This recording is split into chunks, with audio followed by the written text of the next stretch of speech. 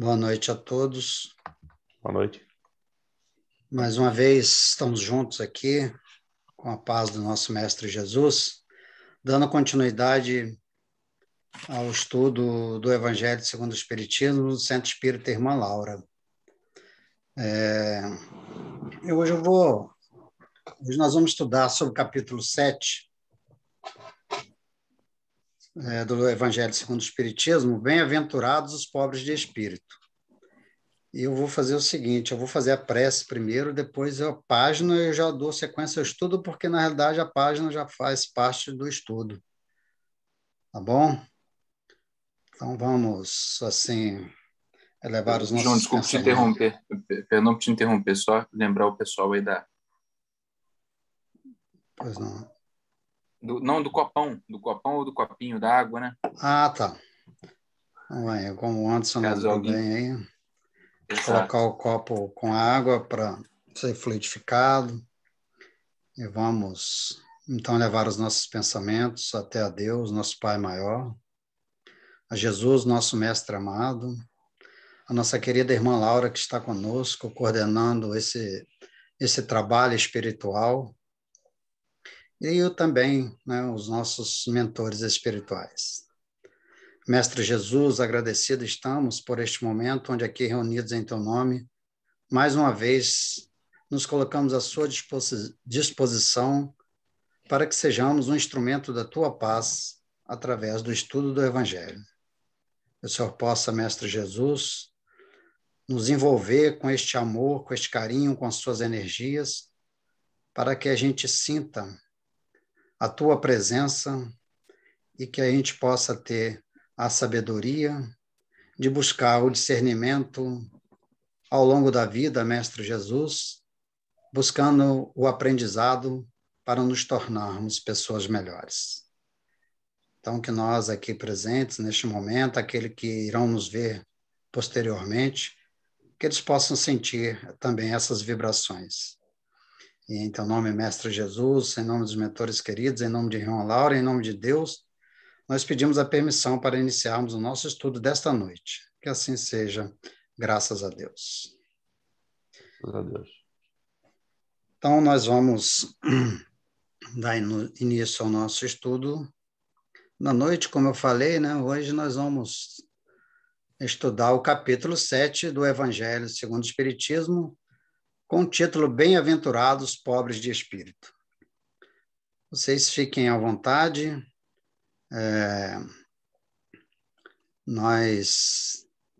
Fiquem à vontade se quiserem parar para perguntar, não tem nenhum problema não, que o nosso intuito aqui é realmente de poder, né, nós juntos aprendermos essa doutrina de amor e de esclarecimento.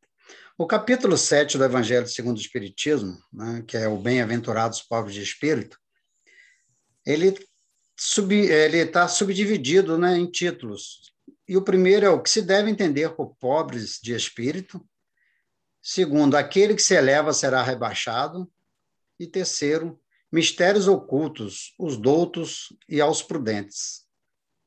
Essa é a parte primeira que nós vamos estudar nesta noite e daremos continuidade na semana que vem, que ficará 2 subtítulos, que é as instruções dos espíritos, que é o orgulho e a humildade e a missão do homem inteligente na Terra. Então, hoje nós vamos estudar, então, essa primeira parte, começando, né, o que nos trouxe Kardec nesse capítulo. Mas antes, eu gostaria antes de entrarmos no Evangelho, no livro do Evangelho segundo o Espiritismo, eu vou abrir aqui com a página do livro Fonte Viva. Como eu disse, eu investi hoje, eu fiz a prece inicialmente, e que eu achei muito pertinente essa página, que ela está no livro Fonte Viva, no capítulo 118. E ela tem o título Em Nossas Tarefas. Então, vamos ficar atento, né? O que Emmanuel nos trouxe com essas informações e que tem a ver com o título do estudo da noite, né? Bem-aventurados pobres de espírito. Emmanuel coloca nesse capítulo 118 do Fonte Viva o seguinte: não ambicioneis coisas altas, mas acomodai-vos às humildes. Paulo, Epístola aos Romanos, capítulo 12, versículo 16. Não ambicionei coisas altas, mas acomodai-vos às humildes, recomendo o apóstolo sensatamente. Muitos aprendizes do Evangelho almejam as grandes realizações de um dia para o outro. Isso é bem comum na gente, né? A gente já quer começar no primeiro degrau e chegar ao último no tempo mínimo, né? E a vida não é assim, né? A coroa da santidade, o poder da cura, a glória do conhecimento superior, tudo isso a gente quer adquirir o mais rápido que a gente puder, né? As edificações de grande alcance. Entretanto, aspirar só por si não basta a realização. Tudo nos círculos da natureza obedece ao espírito de sequência. Tudo é paulatino, é gradativo. A árvore vitoriosa na colheita passou pela condição de arbusto frágil. A catarata que move poderosas turbinas é um conjunto de fios de água no nascedouro. Imponente é o projeto para a construção de uma casa nobre. No entanto, é indispensável o serviço da picareta e da pá, do tijolo e da pedra, para que a arte e o reconforto se exprimam. Abracemos os deveres humildes. Olha que a Emmanuel fala, né? Com a devoção ao nosso ideal de progresso e triunfo. Por mais árdua e mais simples a nossa obrigação, atendemo-la com amor.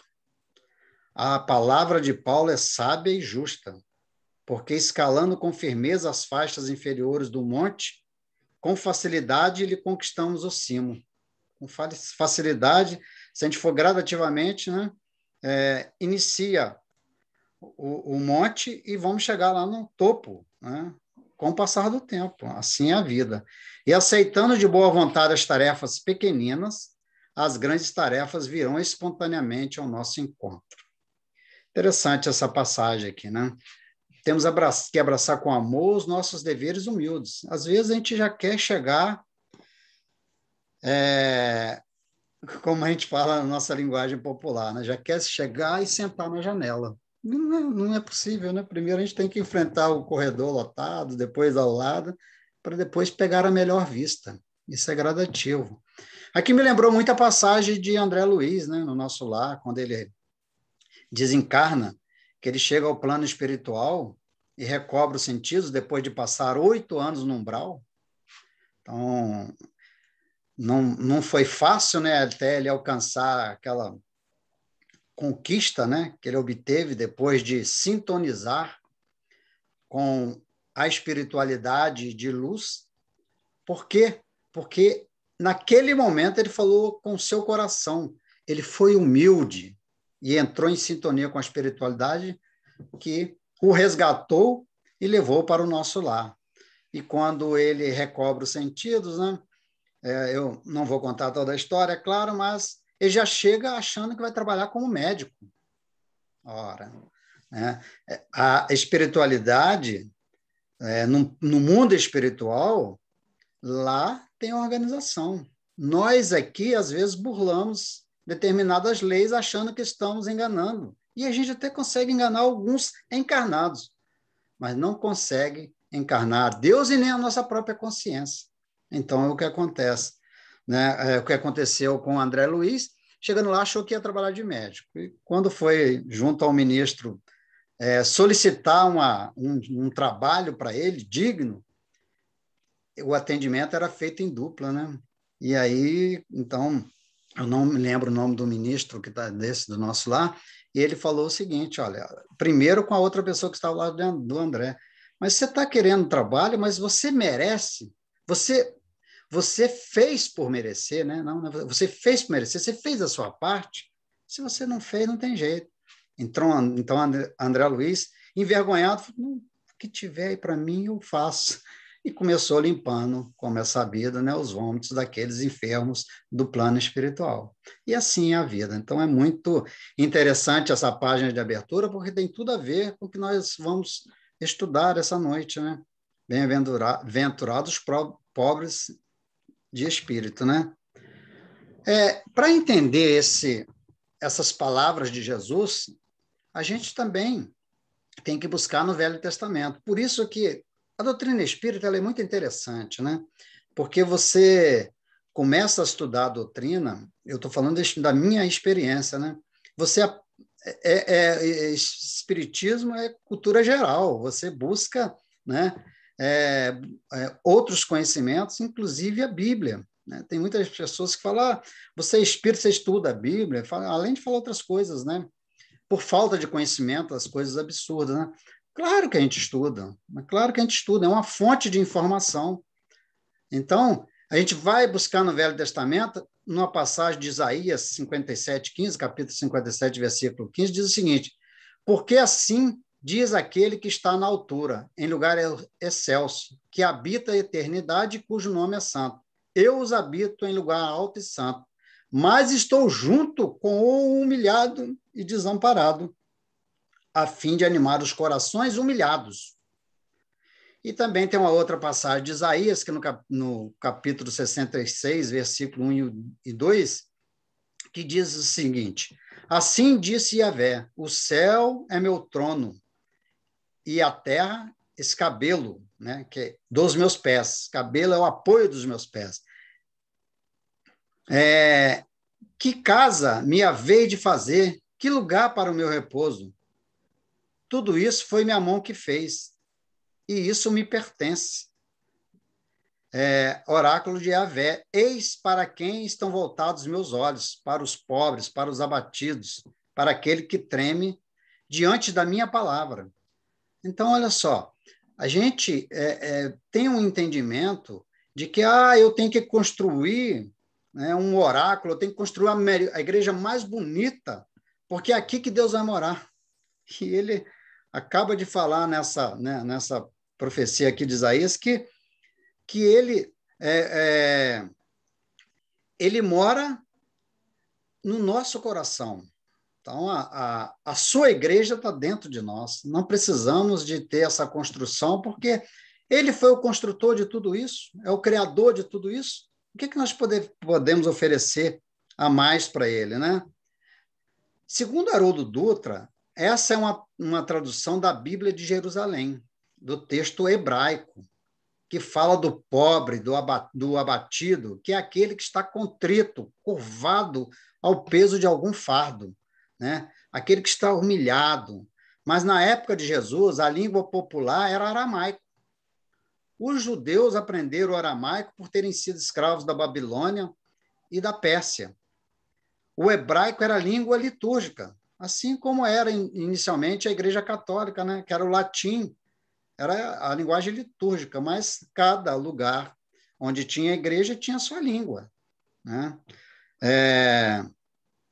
Eles traduziam esses textos, né? Os judeus traduziam esses textos simultaneamente e acabavam interpretando em aramaico. Então, esse texto de Isaías, segundo Haroldo Dutra, que é um grande estudante, né, do Evangelho, ele diz o seguinte, no lugar, que casa me havei de fazer, que lugar para o meu repouso? A tradução em aramaico, na linguagem popular, né, que é o Targum, né, essa tradução quer dizer o seguinte, qual lugar para a morada para a minha presença? Né? Para o meu repouso, qual lugar para a minha presença? E o texto, eis para quem estão voltados meus olhos, para o pobre e para o abatido. Nisso consiste a minha vontade, né, em aramaico. Nisso consiste a minha vontade, olhar para o pobre e contrito. Né? É o pobre de espírito. Então, essa é a explicação que Haroldo traz para a gente ter esse entendimento do que é pobre de espírito. Porque O que nós podemos entender por pobre de espírito? Estamos no Evangelho segundo o Espiritismo, no capítulo 7, né?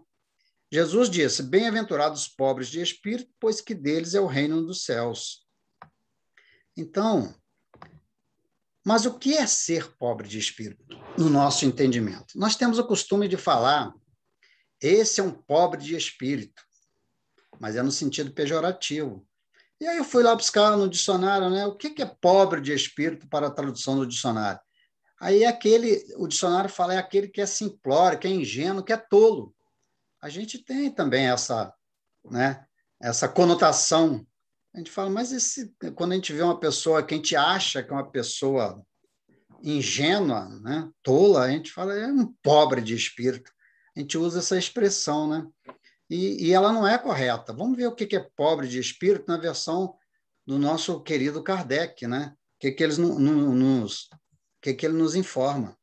Ele diz o seguinte, olha, bem-aventurados os pobres de espíritos, os incrédulos diverte com essa máxima, assim como muitas outras coisas que não compreendem. Aquele que não compreende vai rir mesmo. Por pobre de espírito, entretanto, Jesus não entende os tolos, mas os humildes. Por isso ele diz que o reino dos céus é deste, e não dos orgulhosos. Olha, já teve aí, você viu, olha, a antagonia, né, de humildade para o orgulhoso. Então, as duas não convivem juntas. Se eu sou humilde, né, eu jamais serei orgulhoso. Agora, se eu sou orgulhoso, eu não conseguirei ser humilde, né? Os homens cultos e inteligentes, segundo o mundo, fazem geralmente tão elevada opinião de si mesmo e de sua própria superioridade, que consideram as coisas divinas como indignas de sua atenção. Olha, eu sou muito inteligente, né? Então, esse negócio, né, eu não estou... né, eu não acredito nisso porque não tem uma lógica, não tem, né, ali um raciocínio. Se estudasse o Espiritismo, ele veria, né? É isso que a gente vai falar lá para frente, quão importante é e quanta lógica existe para a gente poder ter esse entendimento, né? Acima da nossa inteligência. Os homens cultos e inteligentes, segundo o mundo, fazem geralmente tão elevada opinião de si mesmo e de sua própria superioridade que consideram as coisas divinas como indignas de sua atenção. Preocupados somente com eles mesmos, não pode elevar o pensamento até a Deus. Por se acreditarem superiores, nega tudo que lhe seja superior. Algumas vezes, nega até a Deus, se tornam ateus, porque ele acha que ele é o máximo, né? Então, ele não precisa de Deus. E se concorda, né, em admitir a Deus, né, contestam-lhe um dos seus mais belos atributos, que é a ação providencial sobre todas as coisas desse mundo, convencidos de que são suficientes para bem governá-lo, né? Eu sou autossuficiente. Então, a humildade está longe aí, né? Tomando sua inteligência como medida da inteligência universal e julgando-se apto a tudo compreender, não pode admitir como possível aquilo que ele não compreende. Quando se pronunciam sobre alguma coisa, seu julgamento é para eles inapelável. São aqueles, né, que não admitem que pensem diferente dele porque ele se acha o máximo, né? E aí, continuando, Kardec fala, ó, se não admitem o mundo invisível e um poder extra-humano, né, algo maior do que isso, né, um criador maior, né, universal, ou uma energia maior, como queira chamar, né?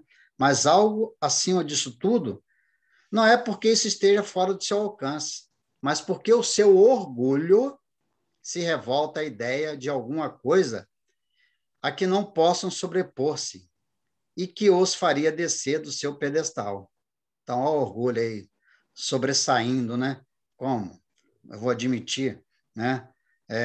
Algo acima daquilo que eu entendo, que eu sei, que ele acha que conhece. Eis porque só tem sorriso de desdém por tudo que não seja do mundo visível e tangível. Então, eles não acreditam, né? E acham muito... vocês ficam aí perdendo seu tempo, muitos falam isso, né? Vocês ficam aí perdendo seu tempo com isso, achando que eles são o dono da verdade.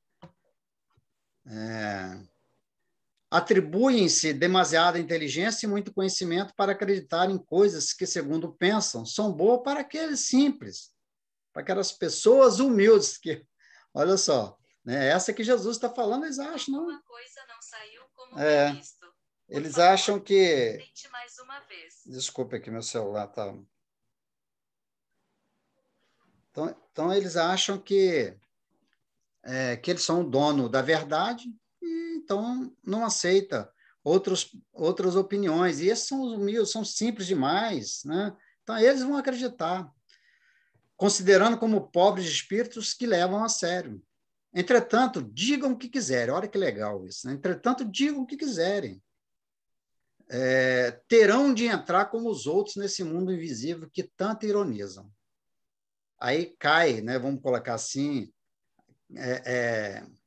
cai na real, né? Na nossa linguagem. Quando? Quando desencarnar.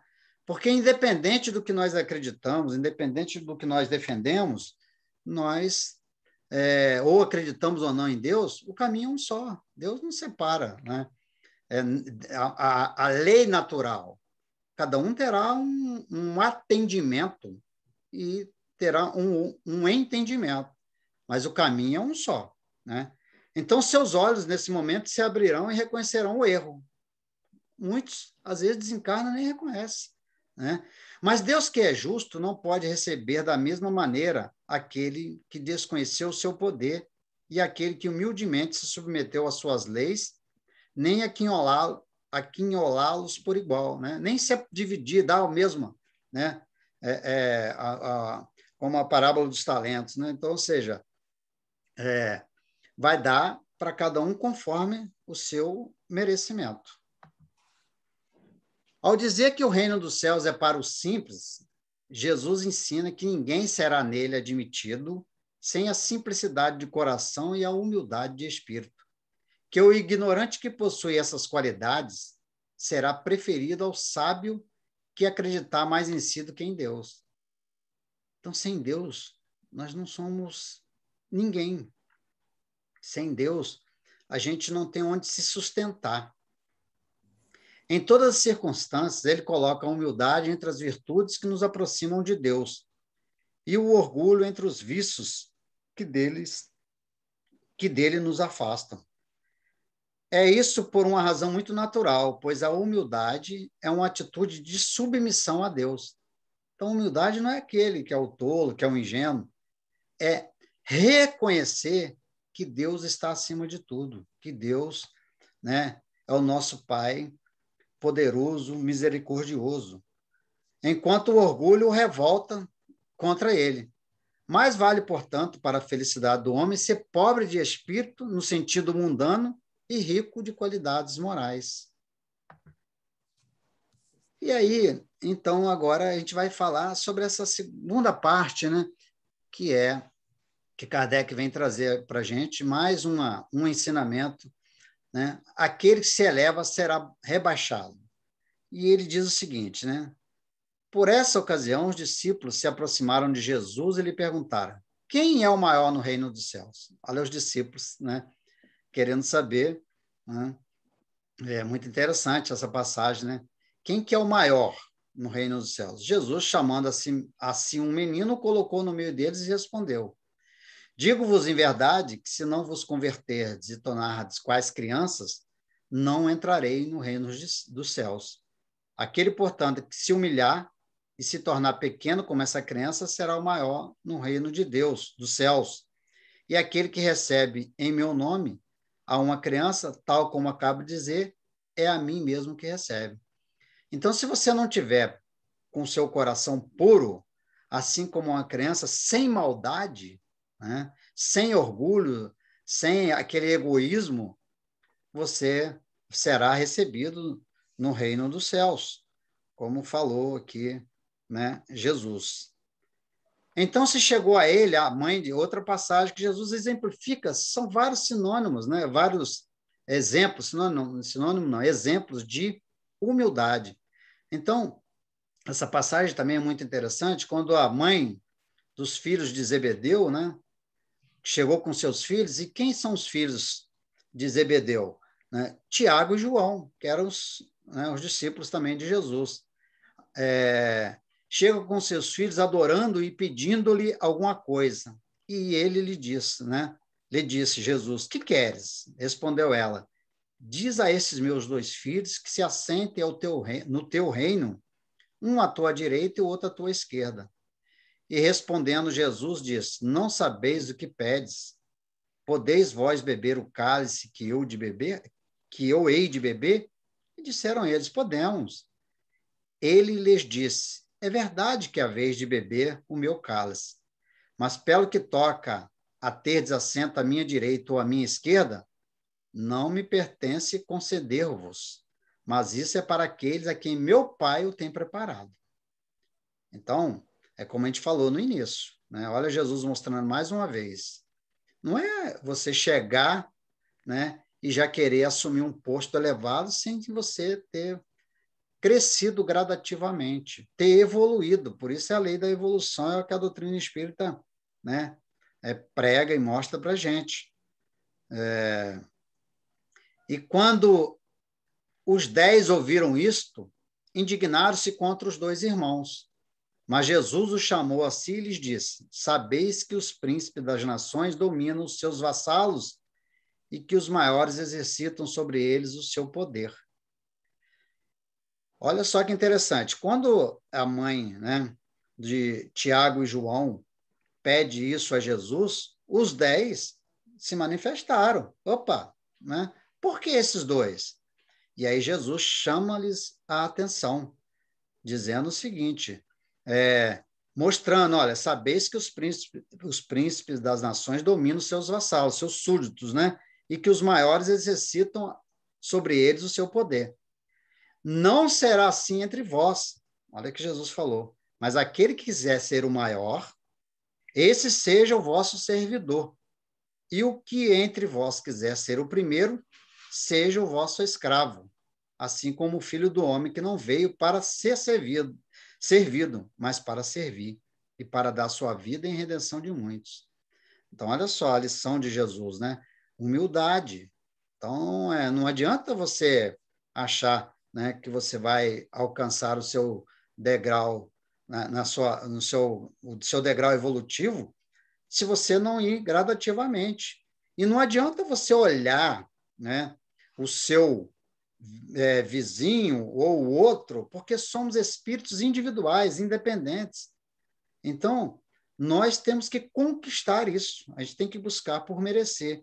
E nós só vamos merecer quando nós fizermos isso que Jesus fez. Ele, como nosso governador espiritual, veio para servir. E nós? Nós queremos o quê? Nós temos que fazer muito mais, né? Ou buscar seguir isso que nos ensinou Jesus, a humildade. Isso é muito importante, porque é difícil, gente. Falando no nosso dia, né, no nosso cotidiano, no nosso dia a dia, é muito difícil da gente ser humilde. Porque as pessoas, quando nos ferem o nosso orgulho, e a gente fala, não, eu tenho orgulho próprio, né? Então, quando nos fere o nosso orgulho, a gente logo já entra naquela sintonia do revide. E Jesus falou que não é assim, a gente está aqui para servir. E como a gente entende isso? Começa onde? Começa primeiro com a gente, né? A gente buscar esse aprendizado, depois na nossa família, depois no nosso trabalho, na sociedade, exteriorizando isso. Mas se a gente não começar com a nossa transformação e principalmente dentro de casa, fica difícil da gente exteriorizar isso. Então, a humildade não é fácil, né? Mas nós estamos aí buscando, através desses conhecimentos, desses ensinamentos de Jesus, para que a gente possa alcançar esse objetivo. E Jesus continua, né? Ele entrou num dia de sábado na casa dos principais fariseus para ir fazer sua refeição. Os que lá estavam observaram. Então, notando que os convidados escolhiam os primeiros lugares, propôs-lhe uma parábola dizendo: quando fordes convidados para as bodas, né, não tomeis o primeiro lugar, para que não suceda que, havendo entre os convidados uma pessoa mais considerada do que vós, aquele que vos haja convidado venha dizer-vos: dai o vosso lugar a este, e vos vejais constrangidos a ocupar, cheios de vergonha, o último lugar. Quando fordes convidado, ide colocar-vos no último lugar, a fim de que, quando aquele que vos convidou chegar, vos diga: meu amigo, venha mais para cima. Isso então será para vós um motivo de glória, diante de todos os que estiverem convosco à mesa.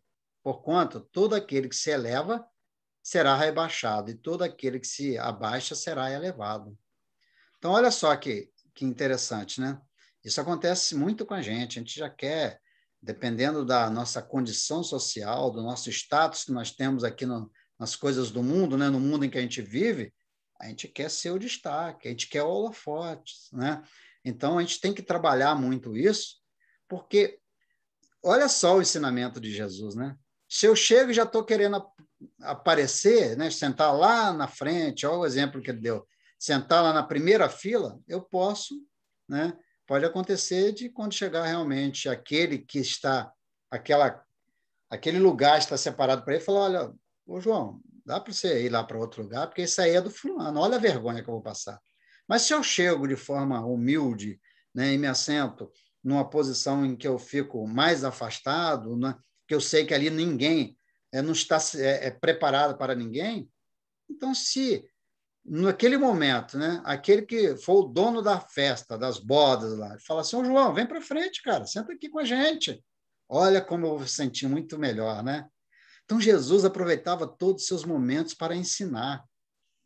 E vem Kardec e fala: ó, essas máximas, né, decorrem do princípio de humildade que Jesus não cessa de apresentar como condição essencial para a felicidade prometida aos eleitos do Senhor, eleitos do Senhor, que ele formulou assim: bem-aventurados os pobres de espíritos, os humildes, né?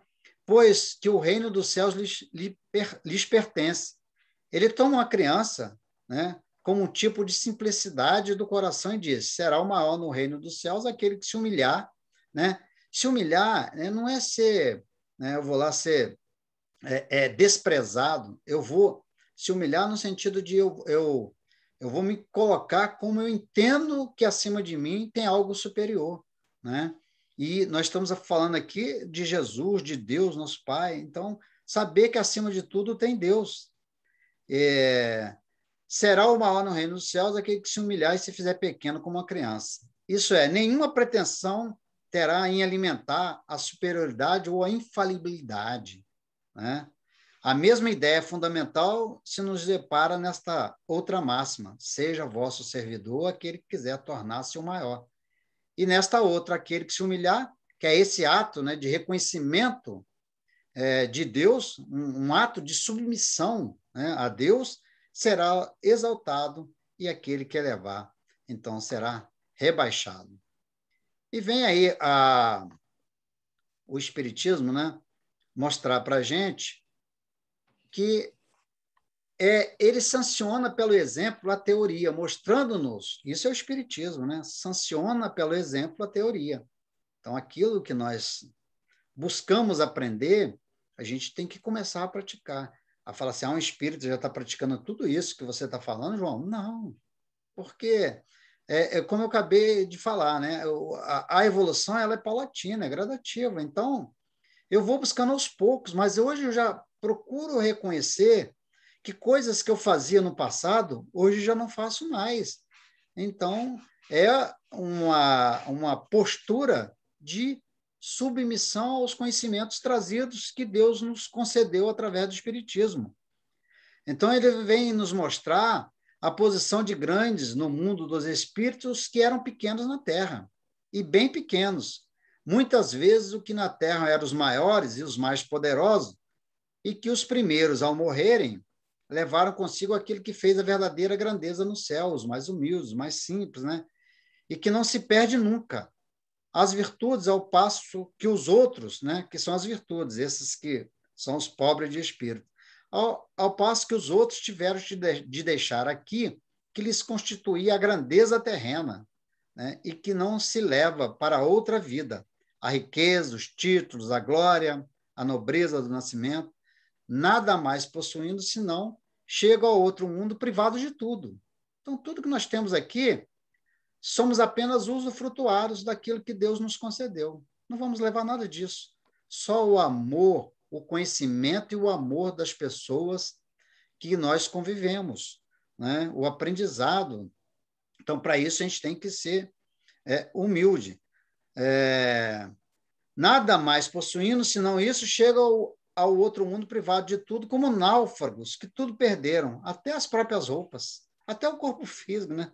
A roupa do espírito, né? Conservaram apenas o orgulho, que mais humilhante lhes torna a nova posição, porquanto vêm colocados acima de si e resplandecentes de glória os que eles na terra espezinharam. Então, o que vai atormentá-lo? Aí entra o inferno, né? Porque tem irmãos nossos que acreditam que estaremos queimando no fogo do inferno. Estaremos queimando a nossa própria consciência. Por quê? Porque a gente vai ter a consciência de que fomos aqui orgulhosos, egoístas, né? E achamos que éramos, né? Que nós éramos o dono do mundo e não levamos nada disso. Quando a gente desencarnou, né?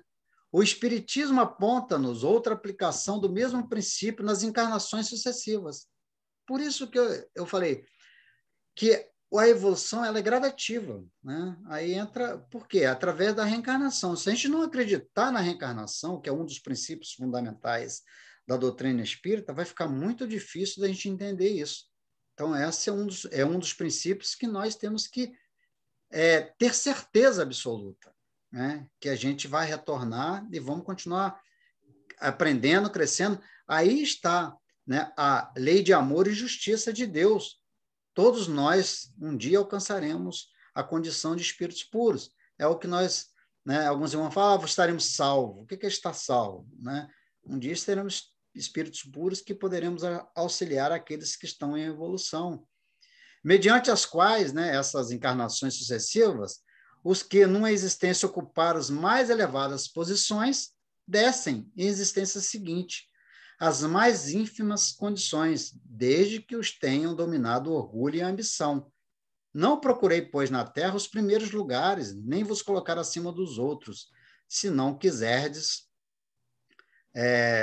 ser obrigado a descer. Buscai, ao contrário, o lugar mais humilde e mais modesto, porquanto Deus saberá dar-vos um mais elevado no céu, se o merecerdes.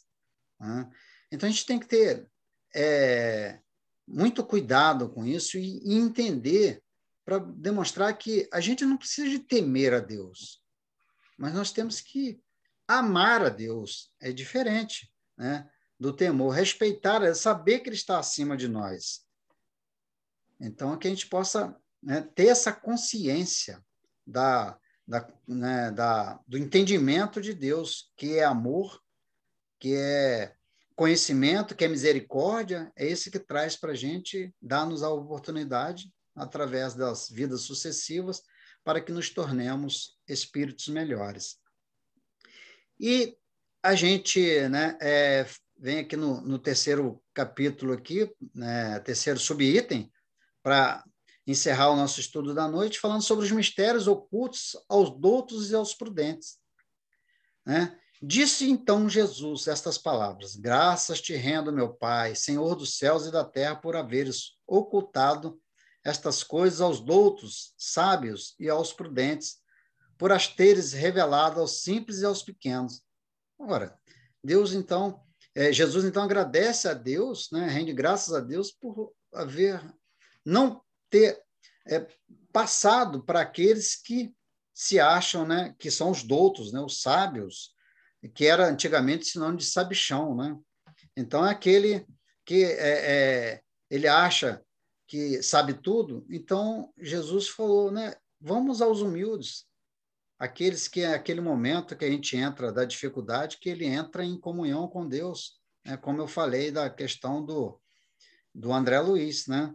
E aí vem Kardec e fala assim, é estranho, né, que Jesus renda graças a Deus por haver revelado essas coisas aos simples e pequeninos, que são os pobres de espírito, e ocultando aos sábios, né, que são os sabichões da antiguidade, e sábios e prudentes, mais aptos, aparentemente, a compreendê-las, né? Isso me fez lembrar que também a gente tem essa coisa, né, de, às vezes, a gente fazer juízo de uma determinada pessoa que a gente olha, essa pessoa está muito bem vestida, apresentável, e aquele está mais simples, está de uma forma mais, né, singela, e a gente quer dar atenção para aquele que está ali de gravata, de terno, né, aquele que a gente acha que, aparentemente, ele é uma pessoa mais elevada moralmente do aquele que é mais simples. E é um engano, por isso que a gente não deve, né, julgar as pessoas, a gente tem que analisar e buscar, né, através do passar do tempo, formar uma opinião, e se formar uma opinião, que seja uma opinião amorosa, né? Então, ele diz o seguinte, olha, é que precisamos entender pelos primeiros, né, que são os humildes, os que se humilham, que têm esse ato de submissão diante de Deus e não se consideram superiores aos outros. E pelos segundos, que são os sábios, os sabichões, os orgulhosos, né, envaidecidos com seu saber mundano, que se julgam prudentes, pois que eles negam a Deus, tratando-se de igual para igual, quando não o rejeitam. Então, eles se acham verdadeiros deuses, com D minúsculo. Quantas pessoas fazem isso, né? Se acham, né? Acham que, né, não, eu tenho que ser realmente ovacionado, porque se acham. E quando não isso acontece, se aborrece. Orgulho, né? O mesmo acontece hoje com as grandes verdades reveladas pelo Espiritismo. Certos incrédulos se admiram de que os espíritos se esforcem tão pouco para os convencer, né? Olha, eles falam, se viesse aqui, né, os espíritos têm que me convencer, como, né, se fosse uma regra para convencer esse orgulhoso que existe a espiritualidade, que existe uma vida após a morte, né? É que eles se ocupam no que busca a luz com boa fé e humildade, de preferência aos que julgam possuir toda a luz e parece pensar que Deus deveria ficar muito feliz de os conduzir a ele, provando-lhe sua existência, né? É o que eu falei, está se achando, né? O poder de Deus se revela nas pequenas como nas grandes coisas. Ele não põe a luz sob o alqueire, mas a derrama por toda parte. Cego são os que não a veem, né? Os que não veem. Deus não quer abrir-lhe os olhos à força, pois que eles gostam de os ter fechados. Chegará a sua vez, mas antes é necessário que sintam a angústia das trevas e reconheçam Deus e não o acaso que lhes fere o orgulho. Para vencer a incredulidade, Deus emprega os meios que lhe convém, conforme cada um, conforme o indivíduo, né? Não é a incredulidade que há de prescrever o que deve fazer ou o que vai dizer. Se quiserdes me convencer, é necessário que faça isto ou aquilo neste momento, e não naquele, porque este momento me convém. Isso é orgulhoso falando. Ouve com bondade os que procuram humildemente, e não os que se julgam mais do que ele, né? Assim é Deus. E, então, fechando esse capítulo, essa primeira parte do nosso estudo, né? O item 10 do Evangelho segundo o Espiritismo diz: Deus, dizer-se-á, não poderia tocá-lo pessoalmente? É uma pergunta pertinente, né? Por meio de prodígios evidentes perante as quais os mais incrédulos teriam de curvar-se? Eu não mostraria a sua força, né? Esse conhecimento para esses que não o buscam porque são orgulhosos, mas não deveria fazer isso? Será que não seria mais rápido, né? Eles reconhecerem a existência de Deus, a força, o amor de Deus, a onipotência de Deus? Aí a resposta, né? Sem dúvida que o poderia. Nesse caso, onde estaria o seu mérito? Onde estaria o seu trabalho que você faria para a sua evolução? E, ademais, de que serviria isso não os vemos diariamente recusar a evidência e até mesmo dizer, ainda que visse, não acreditaria, pois sei que é impossível. Olha só, isso aí me fez lembrar né, mesmo que te leve uma pessoa dessa, orgulhosa, incrédula, numa reunião mediúnica, por exemplo, ela vai ouvir uma manifestação de um ente querido seu, poderá ouvir, né? Vai ouvir, não, poderá ouvir, e ela não acreditar. Fala assim, vocês estão aí me enganando, me ludibriando. Por quê? Porque elas estão com os olhos fechados. Elas se comprazem nisso. Então, ela não quer abrir os olhos, não quer abrir o seu coração e a sua mente para o entendimento, né? Se eles se recusam a reconhecer a verdade, é porque o seu espírito ainda não está maduro, olha só, para compreender, nem o seu coração para o sentir. Então, a doutrina espírita, né, ela não tem nenhuma intenção de converter ninguém. Por isso que a gente não fala, eu não vou querer conversar com um amigo ou um irmão, uma pessoa, e não, você tem que ser espírita. Não, se você quiser ouvir, ouça. Aqueles que têm ouvido de ouvir, que ouça. Se não quiser, não tem problema nenhum, porque ainda não está maduro para buscar esse conhecimento. O seu coração ainda está empedernido, esse coração está endurecido, né? Então não vai adiantar. O orgulho é a venda que lhe tapa os olhos. Que adianta apresentar a luz a um cego? Seria preciso, pois, curar primeiro a causa do mal, eis porque, como hábil médico, ele castiga primeiramente o orgulho. Então, vamos lá, olha, é o famoso, se não aprende pelo amor, vai aprender pela dor.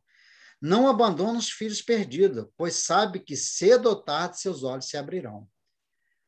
Mas que o façam de vontade própria, e então, vencidos pelos tormentos da incredulidade, atirar-se-ão por si mesmo em seus braços, mas como o filho pródigo, e como o filho pródigo lhe pedirão perdão.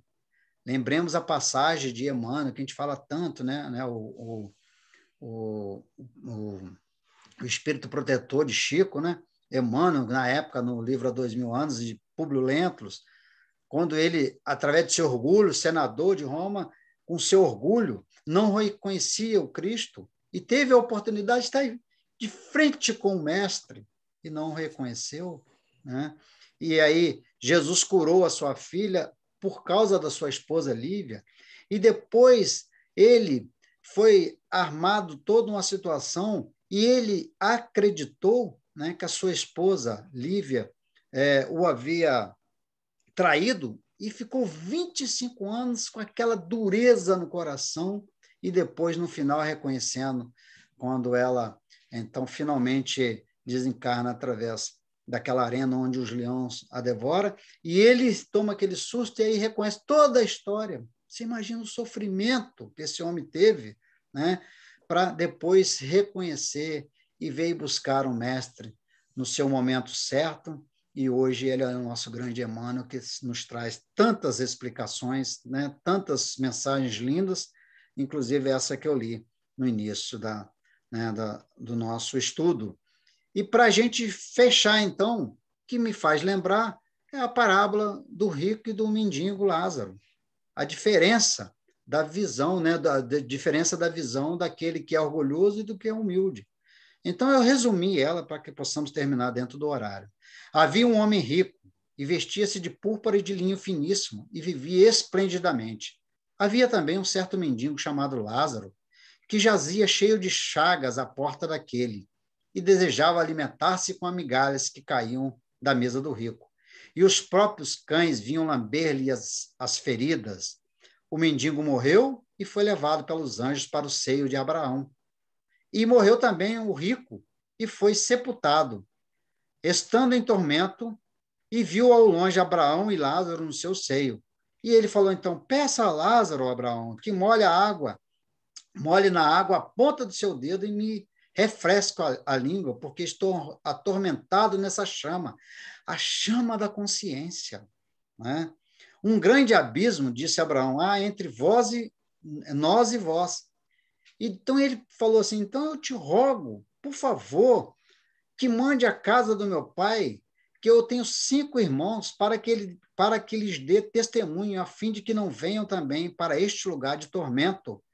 Disse-lhe Abraão: eles têm Moisés e os profetas, ouçam-nos. E disse ele: não, Abraão, meu pai, mas se algum dos mortos fosse ter com eles, arrepender-se-iam.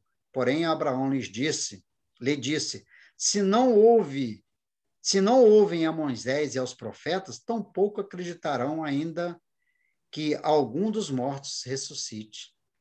Isso é a doutrina espírita, que vem nos mostrar, está aí para nos mostrar. Se a gente não acredita, não tem outra alternativa, né, de passar por determinadas situações e não ter esse entendimento. Aí a gente fica naquele tormento de quando eu morrer, se eu vou para o céu ou se eu vou para o inferno. Ninguém quer ir para o inferno. Geralmente a gente quer ir para o céu, né? Então, se a gente não buscar, não acreditar, né, não buscar a verdade, aí fica tudo muito difícil. Não estou aqui dizendo, espírita, então está tranquilo. Não. Quanto mais for dado, mais será cobrado. Nós temos responsabilidade maior, porque nós temos a noção desses conhecimentos, dessa doutrina que nos traz tudo isso para a gente, todas essas informações. Mas a pergunta é, o que nós estamos fazendo com essas informações? Estamos usando para o nosso crescimento? Que a gente possa, então, fazer essa meditação, essa análise, para que a gente possa continuar, então, na próxima semana, a segunda parte dos Bem-aventurados humildes, onde nós falaremos, então, da parte da instrução dos espíritos, que ainda falando sobre o orgulho e a humildade. O que os espíritos nos falaram? E a missão do homem inteligente na Terra, que nós estamos fazendo com os talentos recebidos. Então, agora eu passo aí, ó. Vocês fiquem à vontade para poder, então, colocar a opinião de vocês. Não, né? Fiquem à vontade. Bem, eu só queria falar o seguinte, me ocorreu aqui um exemplo, quando essas pessoas fazem regressão a vidas passadas, eles nunca vão encontrar que eles foram o cara que limpa os animais na estrebaria, nem que eles foram ferreiros. Eles sempre foram sacerdotes, foram reis, foram príncipes, né? Foram grão-vizir no passado, nas outras encarnações. Nunca foram humildes, né? Isso é uma coisa interessante. E outra também é o seguinte, um comentário também nessa caminhada que eu já tenho de alguns anos, em diversas casas espíritas, né? Espero que eu nunca venha a ver na casa de Laura. A gente vê como que as pessoas se encantam por pequenos poderes, entre aspas, né? Como, por exemplo, não, eu quero ser aquele que vai fazer a página. Chega quase que dá uma cotovelada para sentar perto do dirigente, para ele ler a página, porque ele julga que aquilo ali é muito importante e tal. Ou então, numa sessão de desobsessão, ele quer ser o doutrinador, ele jamais quer ser o humilde cara que pega o lápis para dar, né? Isso eu já observei isso muitas vezes, mesmo na Umbanda, né? Quando eu fui cambono, muitas vezes, eu pegava lá o papelzinho para escrever, ou coisinha e tal. Não, eu quero ser o que bate o tambor e tal. Entendeu? Isso aí a gente vê. E na vida real, fora do centro, na nossa vida real, na nossa vida profissional, as pessoas lutam por pequenas coisas muito ridículas. A gente fica impressionado, entendeu? Eu me lembro que uma vez, quando eu estava na CSN ainda há alguns anos, me deslocaram para um departamento, eu tinha sido promovido, e quando eu fui assumir lá o meu lugar, né, lá dentro da usina, fui ocupar a sala do chefe, né, que seria minha. Passou um tempo, chegou um funcionário lá antigo, Eu vim aqui pegar a cadeira. Falei, que cadeira? Essa que o senhor está sentado. Falei, por quê? Não, porque o seu fulano, que era o antigo, ele queria aquela cadeira, porque aquela cadeira tinha um espaldar alto e ela dava aquele status de presidente, de diretor. Eu falei, acabou, leva a cadeira. Então, eu falei, meu Deus do céu, o que é isso que está acontecendo aqui? Mas já existe, tá? Existe. É verdade. É isso aí, meu amigo. Com certeza. A gente tem muito que trabalhar ainda as nossas imperfeições, os nossos defeitos. Vamos lá, Guilherme, Washington, Como vai, João? Tá me Anderson. ouvindo? Estou ouvindo, meu. Bacana. Pô, obrigado de novo, mais uma semana. Quando eu me lembro que, ao estudar essa matéria, essa temática, né, lá no Livro dos Médiuns, especificamente sobre negacionismo, ceticismo, e acaba, né, pelas nossas palavras, sendo o ateu, o agnóstico. Em nenhum momento o Espírito se furta em falar sobre isso, são palavras muito edificantes. E é muito importante que se diga, muito importante que se fale sobre a fé esclarecida. E até me lembrei de uma vez que eu ouvi, em forma de ironia, piada. A primeira vez que eu ouvi foi com piada de advogado. E a segunda foi uma piada para diferenciar o agnóstico do ateu, um determinado exemplo da vida cotidiana. Seria uma pessoa muito atrasada para uma entrevista de emprego ali no centro do Rio de Janeiro, e o ateu e o agnóstico na mesma circunstância. Aí o ateu agnóstico pensa, meu Deus, vou apostar, né? Meu Deus, me arranje uma vaga aqui, senão eu vou perder essa vaga de emprego, por favor. Aí, 2 minutos depois, a vaga aparece. O ateu fala, viu? Não precisei de você. O agnóstico fala, guarda essa para depois. Não valeu agora. Enfim, isso me faz lembrar, claro, com ironia, mas que é um tema que o Espiritismo não se furta de abordar, e aborda, como sempre, com um amor gigantesco, com espaço enorme para todas as pessoas que efetivamente praticam a fé cristã. Ok, Guilherme. O Reginaldo, quer falar alguma coisa para a gente aí, amigo? Não, eu não quero, hoje eu não quero falar não, tá? Estou como ouvinte mesmo. Falou, meu amigo. Valeu, obrigado pela presença, hein? Obrigado vocês aí pela oportunidade. Ok. Washington, Sheila, quer falar alguma coisa aí, gente? Cadê? Quero agradecer, João, a oportunidade, a gente estar junto mais essa semana, né? Aprendendo, estudando, exemplos, e desejar a vocês boa noite. Muito obrigado pela oportunidade. Beleza, meu amigo, meu irmão. Sheila, quer falar, Sheila?